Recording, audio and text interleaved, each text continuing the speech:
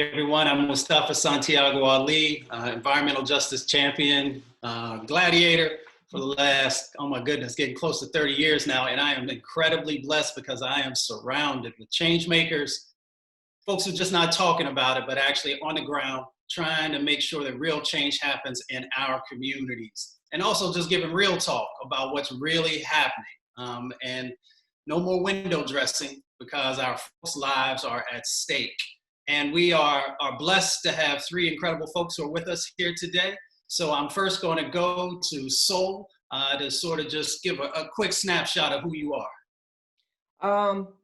Like Nakiya said, first and foremost, I'm a parent. I am a mother. I'm an activist. I'm a writer. I'm an artist. I'm a lover of life and a giver of light.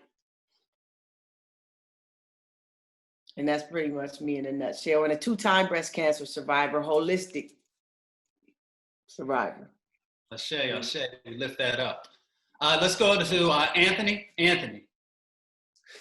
Well, I'm talking to you from Scotland, which is where I live, Mustafa, but I've spent 5 years in Flint and feel very much part of what the people have gone through there, and feel such an identity really with the residents, and that I still feel really very strongly that the story of Flint and the people there needs to be right at the heart of the news agenda, particularly coming up to the election in the United States. And it's really important for the point that the water in Flint, most residents don't trust it. The trust has been shattered completely. Even the scientists say that it may be safe. People don't feel it is. And certainly the fact that the pipes have not been replaced and people live this every day, and that grinding situation, coupled with, of course, the coronavirus situation, which is the reason that we're having to meet in this way, is such a terrible situation for people to have to go through. And so I'm very, very pleased to be here, and thank you very much for inviting me to take part in this panel. Well, thank you. And Soul, incredible hip hop artist, so I might want to make sure that I call that out, spoken word artist as well. Thank you. And then Anthony, you know, I would be remiss if I didn't call out some of the films that you've done. You've been Trump. You've been Trump 2. Hopefully there's not a You've been Trump 3, but you know, we're political here on that one. And then also A Dangerous Game. So you've been putting it down for a while and telling the truth, both of you. So we really appreciate you. And then Sister Nakiya, I want to turn it over to you as well. Yes, Nakiya Wakes, mother and activist, and going to continue fighting until we get justice for Flint. No doubt. So I want to build the context, the format. You know, we're talking about Flint, who can you trust? But in saying that, let's just take a step back. And this is for both Soul and Nakiya, and we'll start with Soul. Can you share with the world, you know, all the folks who are watching us, you know, what was life like in Flint before? The crisis that was going on, the beauty, the culture. Man. I want to give that to you for a second. Flint is an amazing city. Let's start there. Just say Flint is an amazing city of immense talent, okay? Flint is a small space, but a space that contains an immense amount of love, okay? Especially for the city. Flint people are very proud people. We're very proud to be from Flint, to be able to accomplish the things from a space where people don't shine a bright light on our space. Flint produces some of the most amazing athletes, educators, artists, you know, filmmakers, actors, activists that there are, you know. And so, like I said, I'm honored to be from Flint. I'm a Flintstone to the bone. Everywhere I go, I carry Flint on my back. Every single place I go. As you see, I'm always repping Flint. Always. I see. Flint is an awesome place. You know, growing up here, one thing I can say, if I was able to be reared in anywhere, it'd be Flint. The way it was. We had skating rinks, we had basketball courts, we had clean water, we had festivals, we had, if it was going on anywhere else, Flint had it too.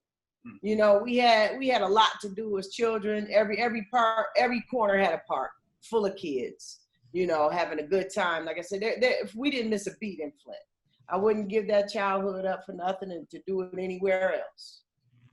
No doubt, no doubt. Well, I grew up in Appalachia and in Detroit, two totally different places. And I remember, you know, what was going on in Flint when I was a kid, and it was positive, and it was light. So respect to all the Flintstones out there. Nakiya, Sister Nakiya, I'm gonna turn it over to you to have some reflections.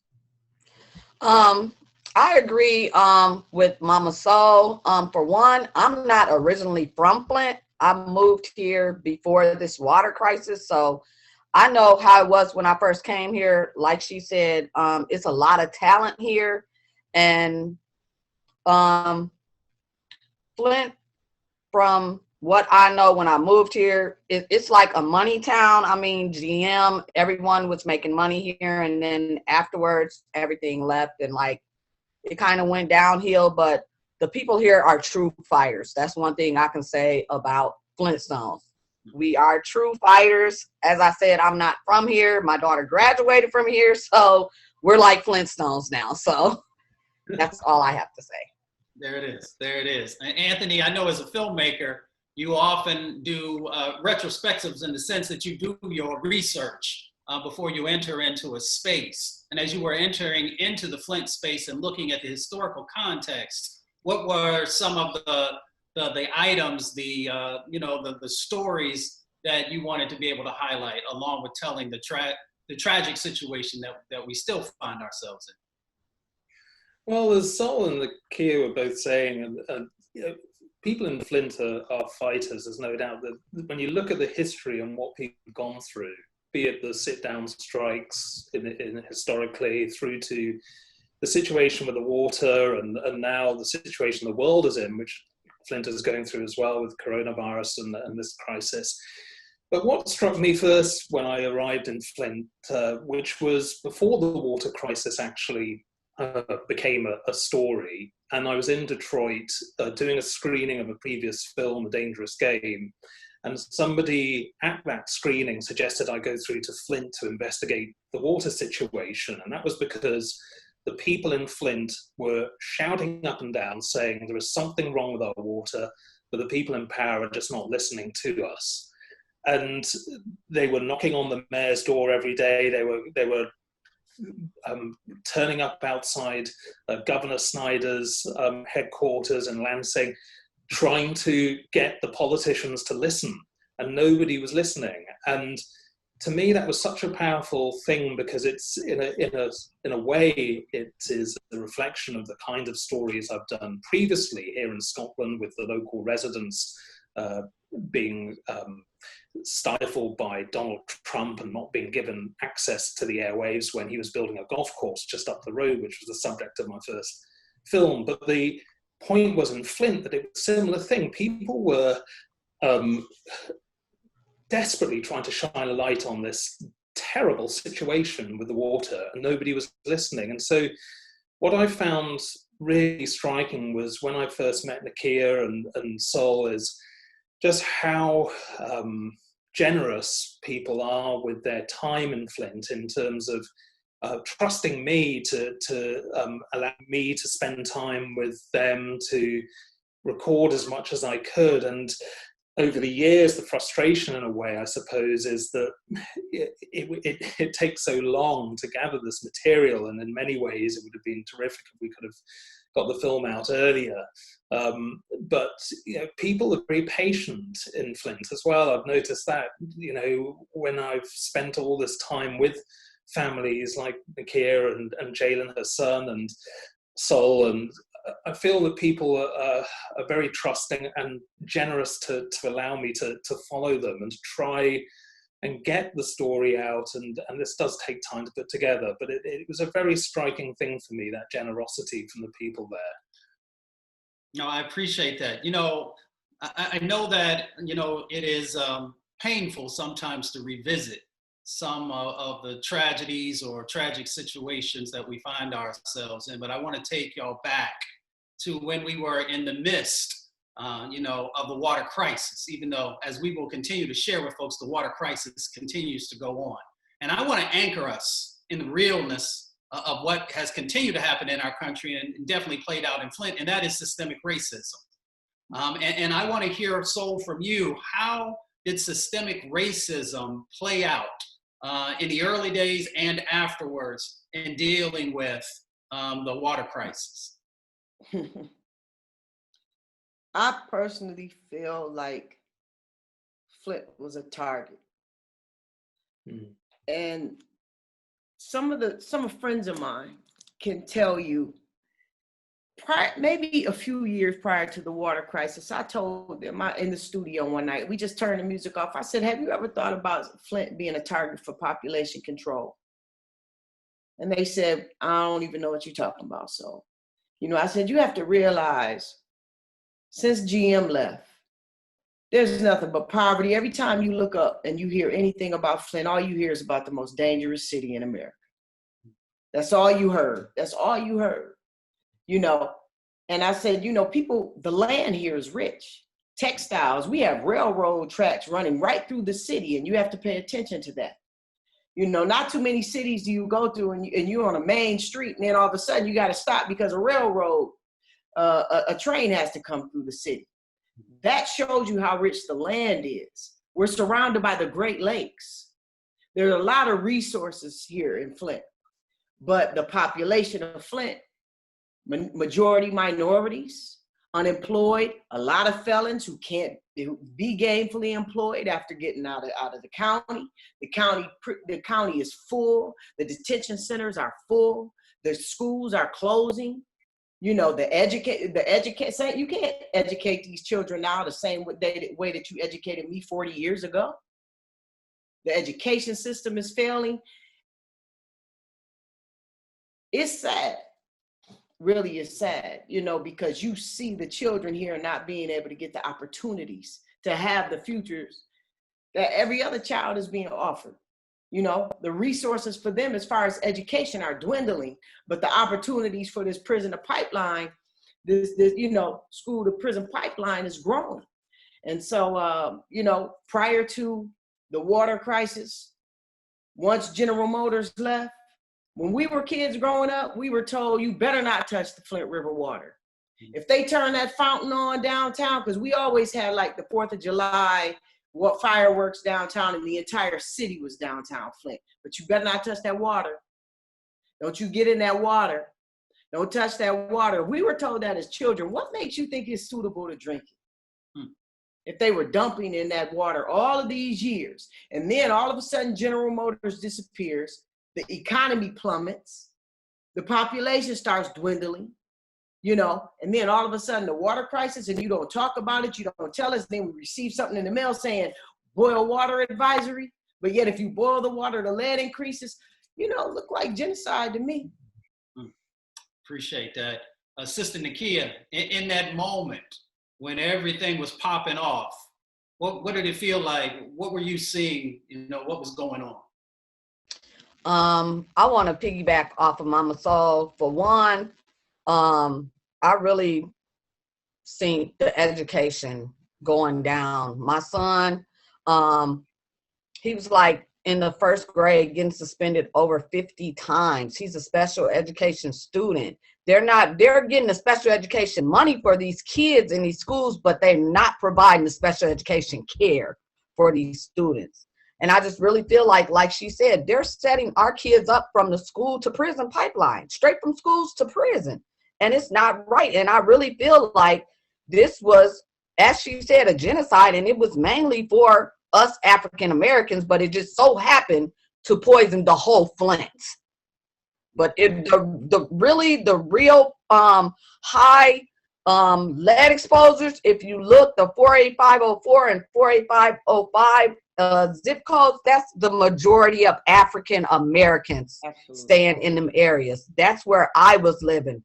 My lead was so high, and I really feel like they're trying to kill us. Kettering is taking over everything. They're trying to move us out, but they're not understanding. We're going to stand and fight. We're not going nowhere. Some people have left. we're not going nowhere. As I said, I'm not from Flint, but I'm a Flintstone now, and I'm going to stand and fight until we get justice for Flint. We did not do this to ourselves. We were poisoned. They call this pure Michigan, and we've been pure poisoned. All right, now that's real talk for folks. So we're here. We're talking about what's going on in Flint, what has gone in Flint. We're also talking about the film Flint. Who can you trust? We all know it's real difficult to trust any government, whether we're talking about the federal or the state or the local, because of some of the egregious things that have happened. So I want to kind of transition now to, what is life like right now in Flint? As we were saying early on, some folks think everything must be all right because the cameras are not there like they once were. Celebrities aren't rolling in and taking pictures as they once were. And there are good celebrities out there too, but we know there are also sometimes some other folks who we hope to continue to evolve. But what is life like right now in Flint? So we're going to start with you and we're going to come down. I'll start by saying my pipe between the street and the sidewalk, I think they just changed my pipe about 2 weeks ago. 2 weeks ago, there's no trust. I still use bottled water for everything because right before the water crisis hit, I was in the hospital with throat issues. I've never had these issues before in my life. And while I was in the hospital, I started research because I was put on a vocal rest. And so therefore, that's when I started researching, so right now, I think, at this point, people in Flint we need somebody to trust. So until we can find someone to trust, everything is pretty much still the same. People are still passing out water. People are still bringing water cases in. Friends of mine call me all the time. Where can I drop this water off at? Right here. And we'll distribute it to the community. It's still, brushing our teeth with bottled water. It's nothing much has changed. I mean, if you turn the faucet on, it doesn't look like iced tea anymore. But at the same time, it's hard to gain a person's trust back after they have friends die and, watch people get sick. If you live through it, it was devastating, man. It's very difficult to trust after that. Let me ask this question, and I'm going to open it up to everyone, then we'll come back to this particular question, because you touched something in my spirit just now. Because I remember watching officials, government officials, state officials, federal officials, local officials, trying to convince folks that the water was okay because they took a sip. How did that make you feel? Sister Nakiya, maybe I should go to you and ask, how did that make you feel as someone who lived there? For one, I would just like to bring up President Obama when he came here. I was in the White House with Obama, and I could not believe. I don't care if Obama mama drank this water. I would not drink it. They did not give Obama the Flint water. They went back there, poured bottled water in that cup. All them officials, they were not drinking the Flint water. And if they was, we drank it for years. They drank it one time, a sip. If you notice, they never finished a whole glass. We've been on this a year. I went through 2 miscarriages of twins. So can't nobody tell me that this water is safe. My kids is 10 years apart, so I know it's not a problem with me.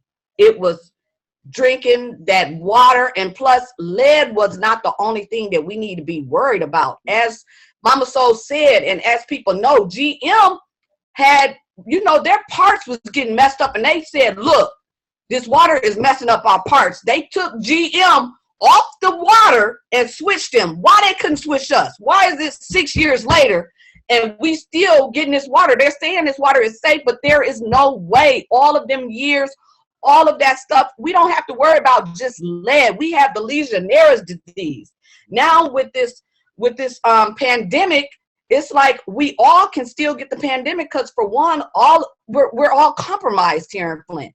We all have some type of, if not lead exposure, some type of heavy carcinogens, some type of something in our bodies, which I feel is not right. We did not do this to ourselves. If y'all switch GM's water, why couldn't y'all switch us off the Flint water? Why is it 6 years later and we're still going through this?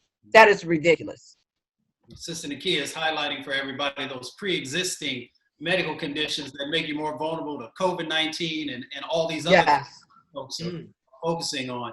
Anthony, as a filmmaker, when you've seen some of these types of things and you're looking through that lens to be able to really capture the realness of what's going on, how did that impact you and how did that translate into what you wanted to create? Well, it's like, this idea that the cameras, when they left and people thinking that the problem is going to be sorted out when the news cameras left, I mean, nothing could have been further from the truth. All the people of Flint got was a few bottles of water. I mean, that's the reality of the situation. And Governor Snyder did nothing with the rainy day fund, which was sitting there in a bank account in Lansing. He didn't delve into that and provide any kind of assistance for the people whatsoever. Any kind of assistance the people got was they had to be forced out of the governor. I mean, it's horrific.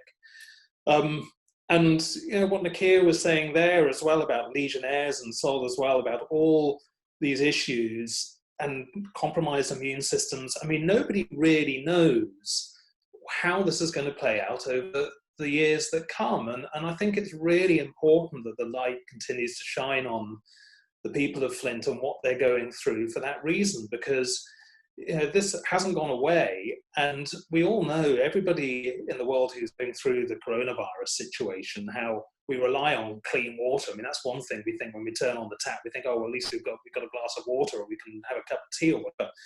In Flint, there is just not that trust there at all for that. So you think of that on top of what everybody is aware of with the COVID-19 situation, but in a city where people have gone through so much, and there's this supposedly some compensation coming for residents. I mean, it's going to be such a tiny amount. Think of all those class action lawsuits that have been going on that people have had to sort of grind on for year after year. I've spent a lot of time with Nakiya and her son Jalen, who's one of the stars, in my view, of the people I met in Flint as well. And, a lovely boy, and you hope the best for him. You hope that he's going to have a bright future, and Sol's son as well, just a really great kids. And the fact of the matter is that, the school system seems to be in a complete meltdown. I mean, Jalen, I remember being kind of sent home from school all the time and not getting a day's education. And, it's just so heartbreaking to monitor and watch that going, and the people going through that day after day. And you just think, thank goodness for people like Sol and Nakiya, who have just, you've just kept with it,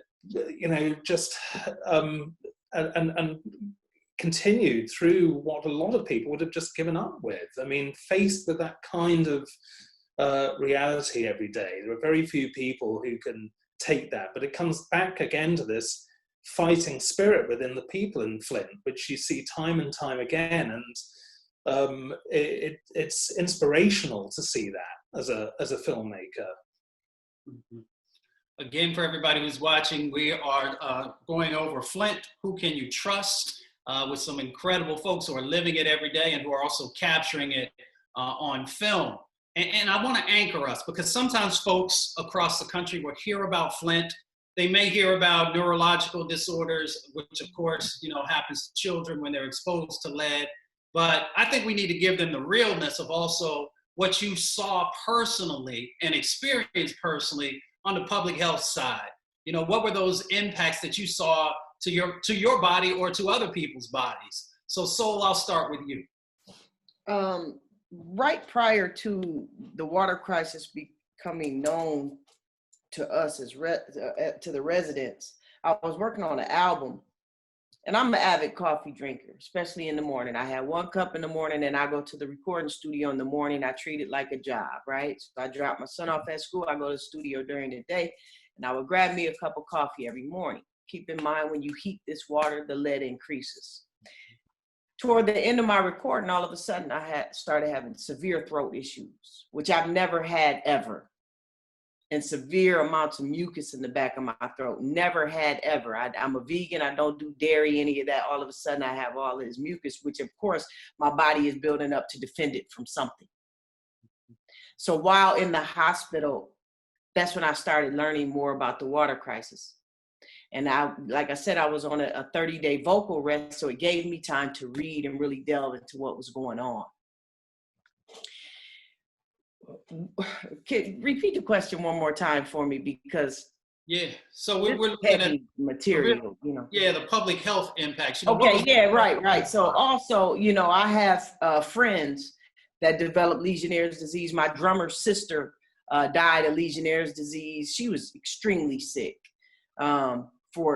She just passed away, a year and a half ago. So she suffered for a very long time.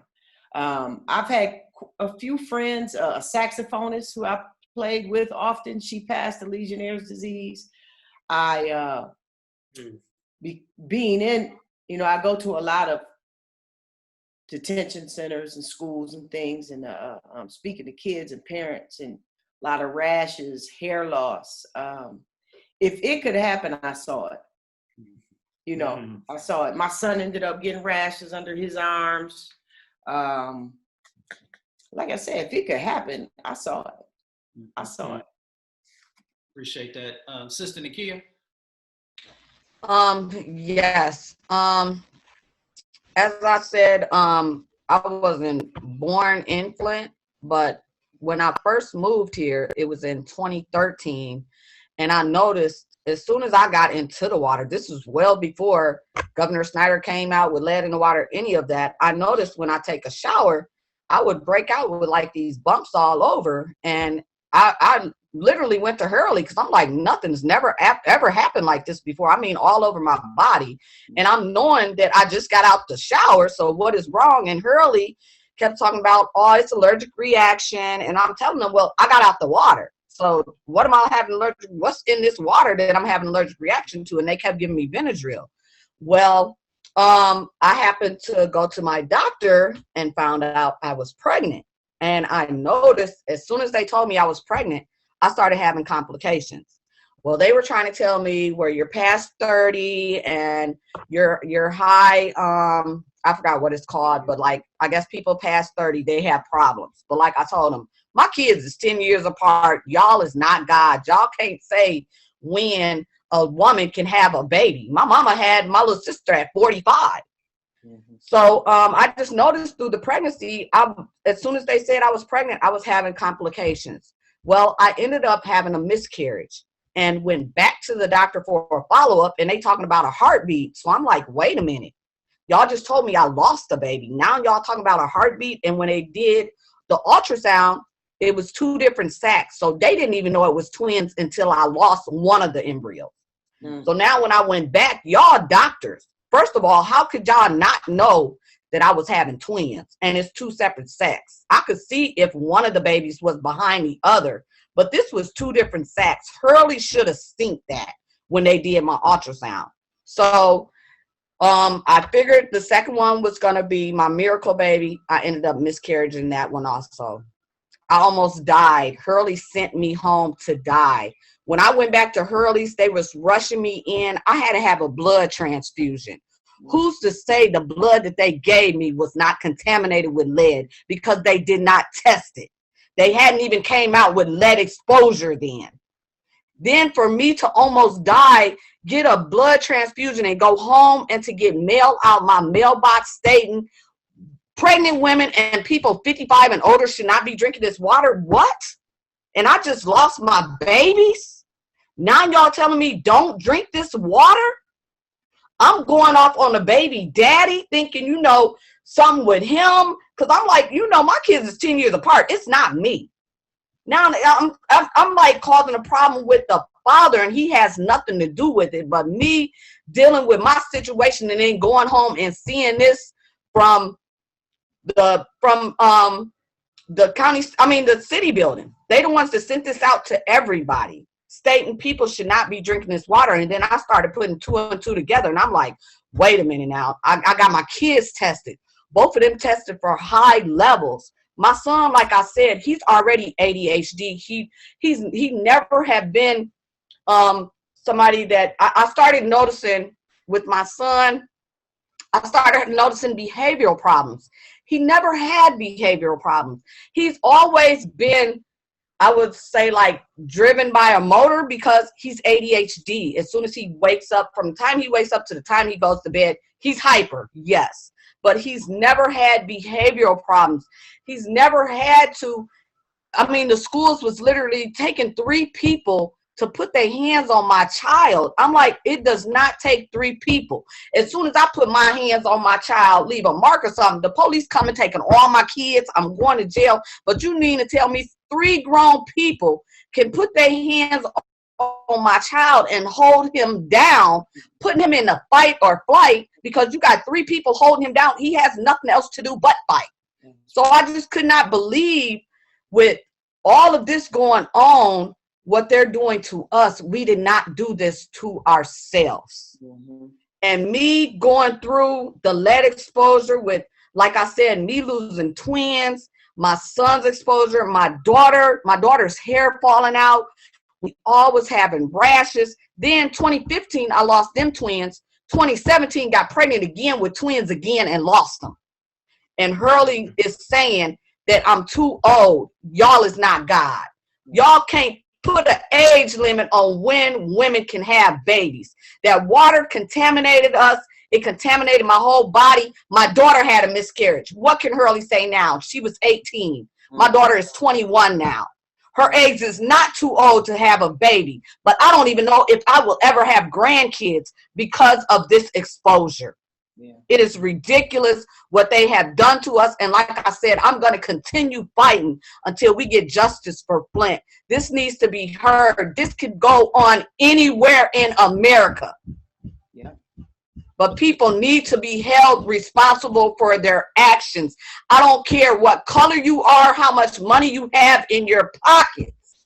There is not no money they can give me to bring 4 of my babies back that I lost. There's nothing that they can give me for my son. He is still struggling to this day. 5 to 10 years from now, they can't tell me, doctors can't tell me what's going to happen to my son. He has neurological problems. He has learning disabilities now. He had none of this before this lead exposure. And I have proof. I took him to the neurologist. I've got him tested. And there's no amount of money. This lead exposure is irreversible. It's in us for the rest of our lives. Thank you for that, sister. Who's responsible? So, who is responsible for this water crisis? Same people that are responsible for all these murders of these young men. The same people that are responsible for the Tuskegee experiment. The same people that are responsible for any form of genocide going on. You know, the powers that be who want to see a certain demographic of people wiped out. You know, you can't necessarily say a name, but nobody is going to prison. Mm-hmm. So you look at it in the same instance of all the murders and all of the police just killing people and it's being caught on camera and everything. When is somebody going to be held accountable? Mm-hmm. So therefore, it's very difficult to say who because nobody's being held accountable. The only way we know who's accountable is when you hold them accountable. Nobody's being held accountable. So now we got to figure out for ourselves, who is it? Who did it? You know, so it's all in theory now. We don't have any facts. We don't have anybody that's been arrested. We don't even have anybody that's... I shouldn't have did that. Everybody has an excuse. Everybody is pointing the fingers. We can go all the way back to Adam and Eve. It's blame. Everybody's playing the blame game, pointing it at somebody else. So beside the residents of Flint that were affected by the water crisis, I think anybody else in government that's pointing the finger at somebody else is all in cahoots with each other. And that's their strategy. Point the finger over here, point it over there. And if we continue to just point fingers, nobody will be held accountable. It's going to get swept under the rug. They're going to take it off the news and then let those poor people be affected later on down the line. We'll give all these babies some sort of vaccine, a pill, or something that we can make more money off of. So they'll be reliable on us financially for the rest of their lives. All right. You know, it's deeper than just a little bit of water, man. You know, and even not to mention, I'm also after my sister started speaking, one of my homeboys, and I'm not gonna say his name or his child's name because he held this information with me. His son just stopped talking. Just stopped talking. I mean, me and him used to kick it every time he saw me. He still hugs me and is happy to see me, but he won't even hardly talk no more. You know what I'm saying? Let alone the animals. Don't even think about the animals that drink the water. You giving a pit bull some lead water? You know what I'm saying? What's gonna happen to these animals? They start losing their mind later down the line. You know, so it's deeper than that. I can't say who it is. I don't know, but I know. I appreciate that, Anthony. Same question. Well, I mean, you know, it's appalling that nobody has been held to account for this. I mean, Governor Snyder has left his job, no longer the governor, of course, but you know, what a terrible, terrible legacy. And to have seen these people have that long-running court fiasco go on in Flint day after day, and all the money that's been poured into that, with the state essentially holding itself to account. I mean, it's laughable, really. But it's not laughable because it's so serious. I mean, the fact that people have seen just the odd pipe replaced, really, pipes linking their homes to the mains rather than every single pipe ripped out of the ground, which is what should have happened right from the start. And the thing that so angers me, really, watching that unfold, is that you could see that was an obvious thing. Okay, a difficult task to take all the pipes out of the earth and to replace every single one, but it should have been done. And you know, the fact that it hasn't been done all these years later is appalling, really. So it's really, I think, both what Sol and Nakiya was saying as well about this legacy, you know, going on with your children and your children's children not knowing how this has impacted on people in years to come, let alone now. So it's so heartbreaking to know that is the situation, you know, for people on the ground now. And I could hear in Nakiya and Sol's voices, you know, the anger they feel about this, which is palpable and completely understandable. But you know, people in authority and the politicians, you know, have moved on from this. They've moved on from the story of Flint in a very worrying way. We know how quick the news agenda changes and how quickly people's focus moves on, but that's why it's so crucial that this situation that people are going through today is continuing to be put on the front pages of websites and social media, and that films continue to be made to highlight what is going on today in Flint, because this is not over. Thank you for that. Sister Nakiya, who's responsible? I would say, first of all of the elected officials down there early, all of them who pushed that button that was sitting there tipping their glasses up to the water switch, all of them should be held responsible. Governor Snyder, of course, they locked Kwame Kilpatrick up from Detroit for embezzlement of money. There has been deaths of the Legionnaires up under Governor Snyder. Deaths, not embezzlement of cash. And Kwame is locked up for a long time for embezzling cash, but there has been deaths up under the Legionnaires under Governor Snyder. Governor Snyder should be held accountable. I feel like he should be locked up. I was going with, what are you fighting for? All of our water warriors, we was going. Governor Snyder would never want to speak to us. But I wanted to tell him, what if this was your daughter? What if this was your mama, pregnant, drinking this water? He never wanted to see us. He should be held accountable. That man got up. Oh yeah, I seen residents, this, that. I seen smirks on his face every time he was on TV. I wanted to smack the smirk off his face. This is serious.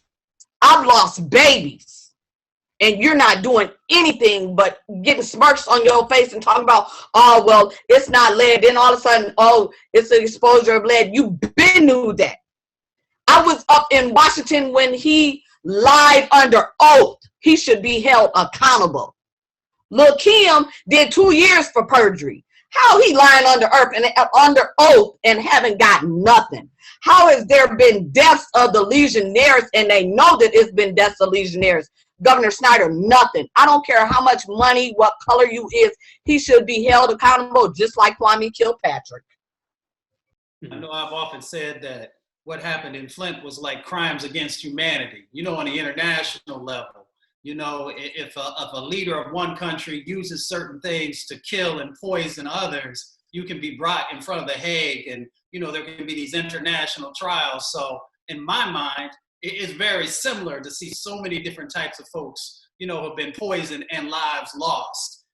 So hopefully we'll continue to push to make sure there's real accountability for folks. Let me ask y'all this question and I'll go to you, Soul. You know, do you see parallels between the movement for Black Lives and what has been going on in Flint and what continues to happen in Flint? Absolutely. Like I said, nobody's being held accountable. You know, and then when the people have been suppressed for so long, like Malcolm X said, you build a powder keg. You know, pay attention to Ballad of the Bullet. You know, a people powder keg is way worse because you've been suppressed and suppressed and suppressed. And now the anger is starting to allow this powder keg to explode with no accountability. Nobody's being held accountable. You know, so now the people are enraged. The same thing in Flint. The Black Lives Matter movement. People's lives matter, man. And right now, Black lives just happen to be the ones that are being targeted. Now, as an African-American mother and woman and one that understands and has studied my history, I know why you feel like you want to take us out. You know how strong we are. You know how much we've endured. You know we built this country. You know what you've taken from us.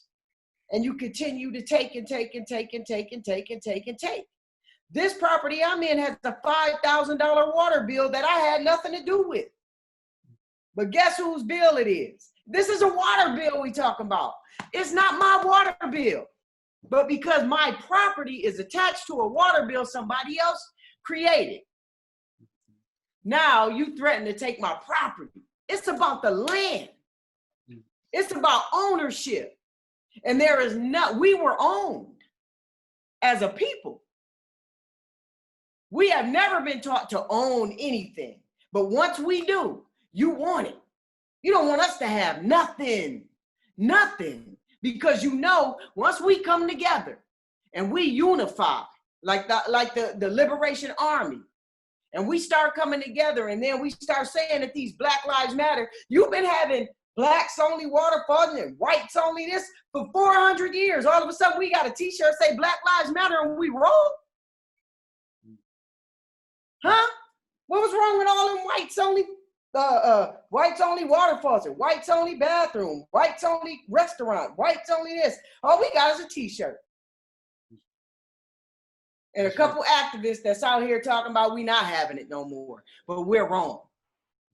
But nobody's being held accountable. If you hold somebody accountable, then maybe we'll acquiesce. But until freedom, we fight. Arrest the cops to kill Breonna Taylor. That's all over. Now, all of a sudden, oh, body cam, this was withheld, that was withheld. Every situation, there's something being hidden. There's a hidden agenda. There's some paperwork somewhere somebody set on fire. It's a conversation somewhere, an email somewhere that has proof that we are in the right for wanting some sort of justice. And at this point, it should be everybody in this world versus injustice. And everybody should understand the importance of Black lives. Because if you do the history, half the things we invented, you stole. If it wasn't for the things that Black people created and invented, this country wouldn't be nothing. And the same thing is happening right now, as far as the Black Lives Matter movement, Flint water crisis. There's a water crisis went on in DC years ago. This water crisis is taking place all over. Man, I was in the refugee camps in Africa, wasn't no water. Mm-hmm. You know, it's like a third world country being in Flint, Michigan sometime, man. And it's sad. Mm-hmm. You know, and until somebody is held accountable for all of these deaths, because whether you've been shot with a bullet or shot with lead through this water, you murdered somebody. Oh, yeah. Somebody needs to be held accountable. That's The real. lead come through a bullet or through the water, it's still lead. And it kills somebody. Mm-hmm. Slow death and quick death, but still death. Absolutely. Anthony, what lessons do you think that folks across the country can take away from what happened in Flint and also from the film? Well, I mean, the whole point at the moment with our politics is we just don't trust the people who are leading us and who are in charge. And it just seems to me that what happened in Flint on this in this city is just that in a small scale, but we see it every day in our lives being played out on a worldwide canvas. I think it's so important, this aspect of trust, because unless you can trust the water or trust the politicians who are telling you that they've made the water safe, then where do we stand? And you know, this horror that we've been watching unfold in the world since you know the tragic death of George Floyd, and then the Black Lives Matter movement shining a spotlight on the injustices in this world, and then we think of what happened in Flint. Would that happen in a rich, wealthy, white suburb of DC, for example? I don't think so. I think the action would have been taken very, very quickly, and the people there would have been able to trust their leaders to sort it out. So I think there has to be a real taking stock of where Flint is now and how this cannot be allowed to continue. You know, it just cannot be allowed to continue for year after year after year, for people to be in this situation where they cannot even trust the water coming out of their taps. And there has to be accountability, there has to be justice for the people, there has to be compensation, clearly, as well, but there also has to be hope for the future, that the children are going to receive the education they deserve, that there is going to be a huge amount of help for the people going forward, and that the celebrities and politicians who flowed into Flint at the height of the crisis need to remember that this has not gone away, and that they need to take stock and come to Flint and learn what it's like, learn from Nakiya and Sol and all the other residents who have been through this and go through this every day, and do something about it. No doubt. Sister Nakiya, what are the lessons you hope that folks across the country will take?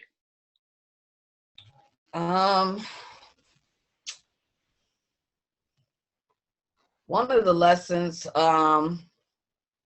is, I don't want to say like don't trust the water, but as I said, this could happen anywhere in the U.S. and it's like Mama Soul said, it's like we're living in a third world country, and we is in America. It should not take over 6 years for them to get Flint together. As she said, DC had the same thing with their infrastructure. But I've been asked over and over, what would it take for me to trust somebody? And I really just don't know the answer. I do not have no trust. I mean, in nobody. I can't trust nobody. I don't even trust the doctors. Mm-hmm. So, I really don't even know what to say to somebody. All I can say is, I'm just gonna keep fighting. I have to fight for my child, for my son, that's going through this. And as I said, 5 to 10 years down the line, the doctors can't even tell me what's going to happen to me and mine. So all I can say to people is they better start doing background checks. Mhm. They better start looking at their environment, checking out stuff. They need to do background checks on everything, everybody.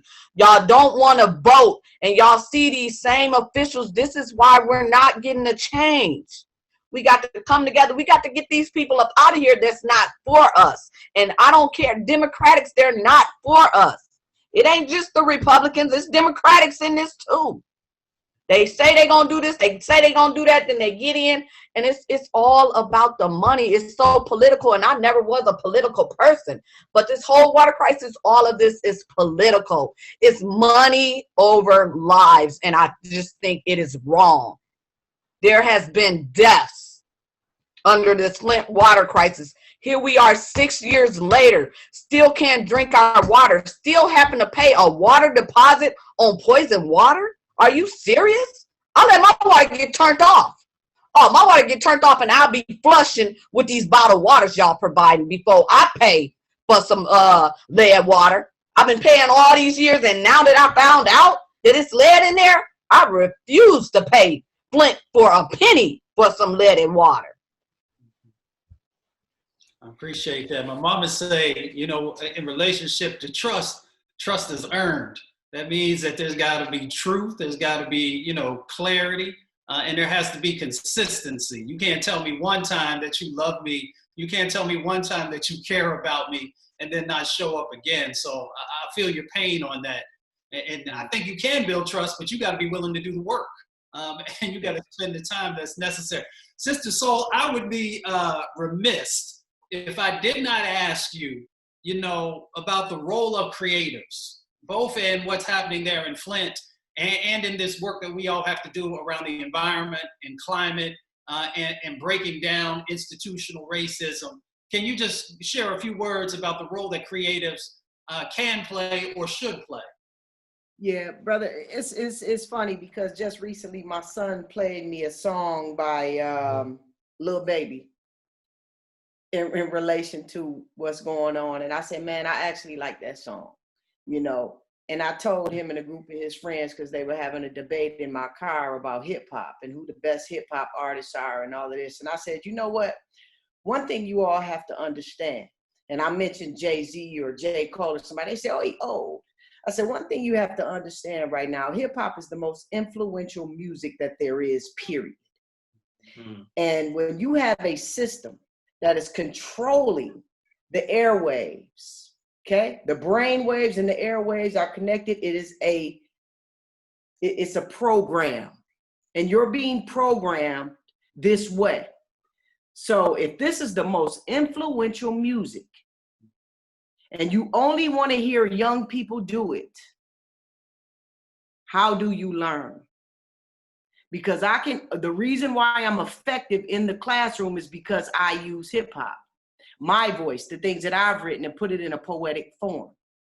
And so therefore right now as artists, I said right now, this is the way for every single artist to find out if they're really a puppet or if you really are a good product. Write a song. We literally need to start some sort of challenge. Every single artist that's relevant needs to write a song about the climate of the culture and what's going on with us as a people right now. And tell your label or whoever you're signed to, this is the only single I want to push right now. If they push it, you should be in a good position. If they say, no, we need to continue to work these records, you're a puppet. Because right now we are the voice. Children would rather listen to a rap song than a teacher. Children would rather listen to hip hop than their parents. If they get in trouble, the first thing they do is put on some headphones. Kids get in the car and put on headphones. Everywhere you look, children have earbuds, headphones, they all doing this. Okay? So if right now we said as a creative, we are the culture. Okay, creatives, we are what's cool. We create cool. And see, we grew up in an era where the culture created the music. Now it's the opposite. The music is creating the culture. You know? And so when they saw that change from the Public Enemies and the X-Clans being played on the radio and Tupac and all that, and then it was cool, we'll give them that. And then they realized how many people were tuning in. Oh, shoot, we got to change this up. That's not cool no more. We can't let that be cool anymore. And so where's the balance? And so as creatives, myself, I know I have to be responsible and not reactive. I have to be responsible. I have to be able to respond with my voice to what's going on.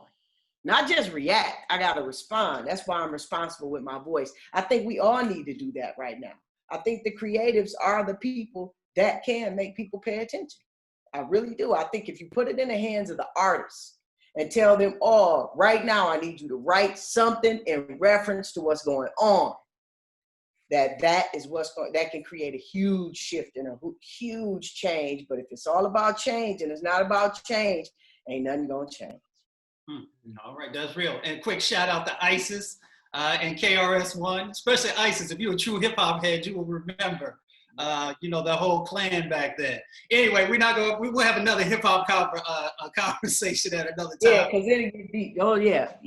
There it is. What I want to do is I want to close out with the film. I want 30 seconds from everybody. Flint, who can you trust? Sister Nakiya, what do you hope folks take away from this experience, which this film actually is an experience? One thing I want people to know is, like I've always said, that we are true fighters here in Flint. Even after all these years, we continue to fight. But one thing I just want for people to realize, as I said, this can happen anywhere. This can happen to your mother, your sister, your brother. It just comes a time where we all just have to come together. We have to fight for our rights. And that's all I have to say. We appreciate you, and we lifting you up in love and light. Anthony, 30 seconds. Well, it's up to people, obviously, to make up their own minds what they think of the film, but I just feel it's so important more than ever to get the film out to people so that they can do that, so they can make up their own minds. I mean, it's part of this whole process of getting films out at the moment is incredibly difficult because of the coronavirus situation. But I just feel that the people's story in Flint, as I've said, has not gone away, and as Nakiya and Sol have made so clear of what they're going through each day now, that it's a film that twists and turns, and there are lots of layers to this. It's not a simple story. And it continues. So I hope people will be able to see it and make up their own minds. Appreciate that. Sister Sol.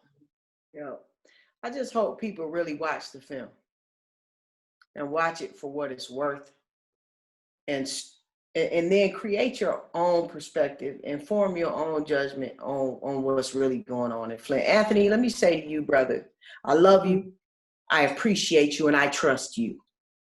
Oh, thank you. And if we get more people to pay attention to his work, even through this film, the You've Been Trumped, he did that so long ago, man. If you watch that film now, you'll be like, oh, he was on it a long time ago. That brother's divinely guided. And I just hope people really watch the film, watch it from beginning to end, and watch it through your lens. Because now it's so far removed from the media, it gives us a fresh look at the truth. So I think it came at a good time. I think now that everything has died down and this film hits, it's gonna make people say, whoa, I ain't know that. They ain't say that. So now you know.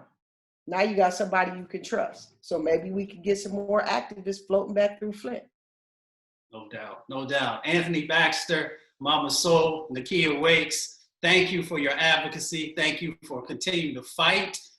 Let's remind everybody that Flint Lives Matter, and let's make sure that is not just a slogan, but it is actually in action. Thank you to the Environmental Film Festival, DC, who's representing and making sure that we're uplifting this. And together, as folks have said today, we can actually make real change happen and we can hold folks accountable. So thank you to everyone. Thank y'all. Thank you.